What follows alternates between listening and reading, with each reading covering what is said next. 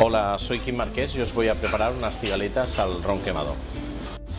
Necesitamos unas cigalitas de la Barceloneta, unos granos de café, una piel de limón, cebolla cocinada, canela en rama, ron negro, aceite, sal y pimienta. Bueno, aceite de oliva, poquito. Cuando está caliente le ponemos las cigalitas.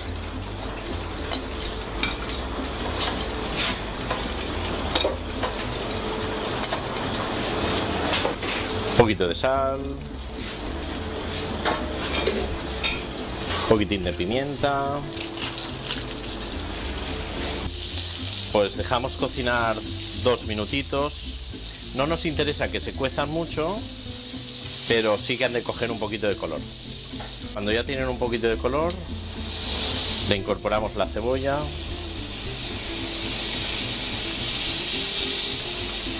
Un poquito de cebolla cocinada. Un trocito de canela en rama para que aromatice. Unos trocitos de limón y unos granitos de café. Como si hiciéramos un ron cremat, pero en un plato de cigalas. Y ahora flambeamos un poquito con ron.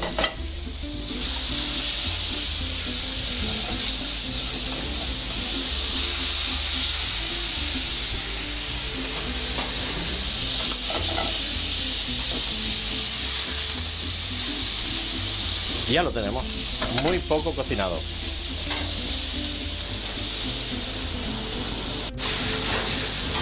Perfecto, pues ya tenemos las cigalitas.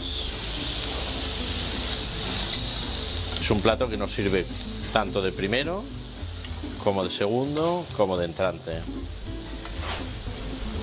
Lo importante es que no estén muy cocinados.